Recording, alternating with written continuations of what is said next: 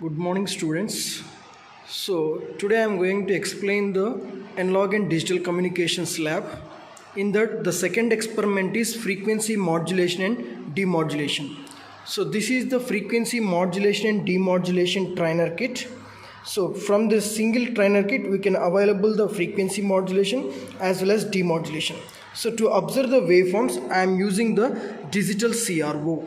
So here in the frequency modulation and demodulation, the carrier signal is inbuiltly available in the trainer kit.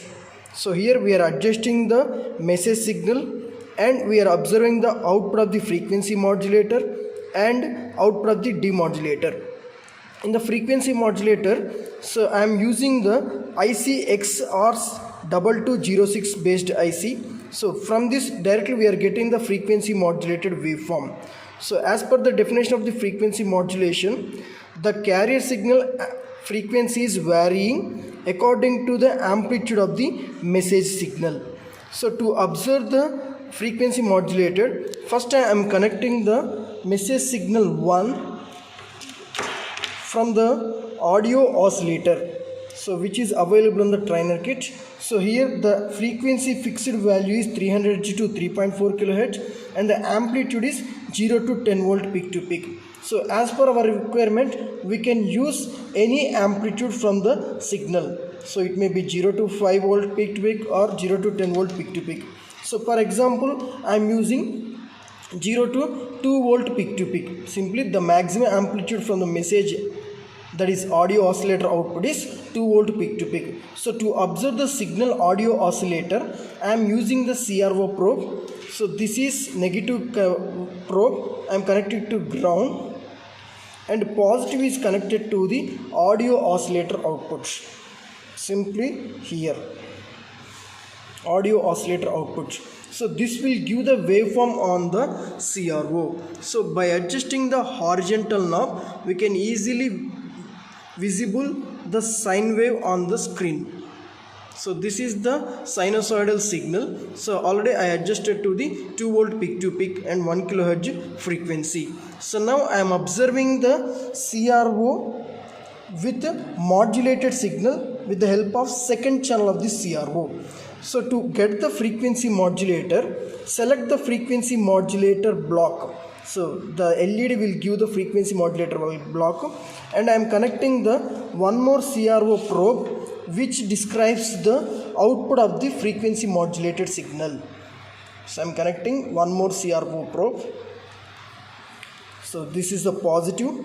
So connect at output of the frequency modulator, and negative is connected to the ground.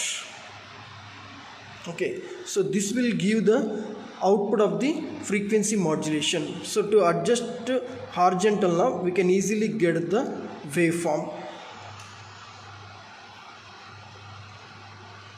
So this is the waveform of the frequency modulation.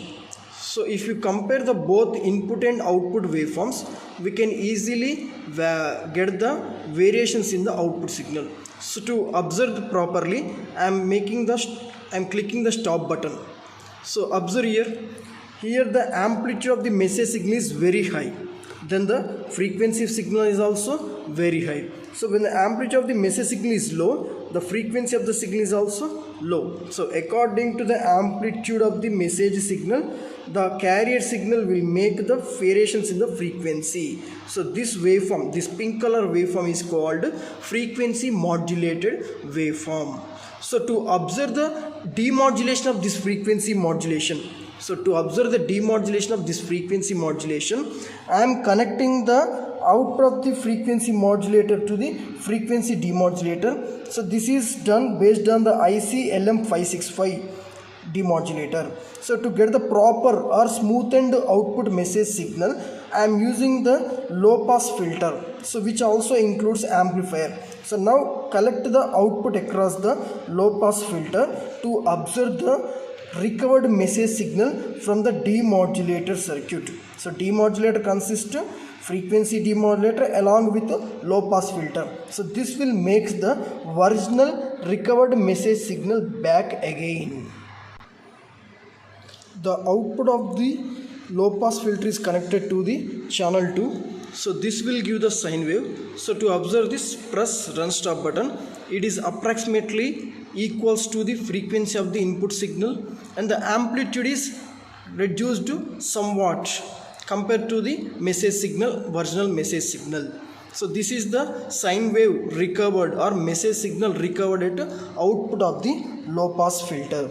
So this will give the final circuit diagram of the frequency modulation and demodulation. Thank you.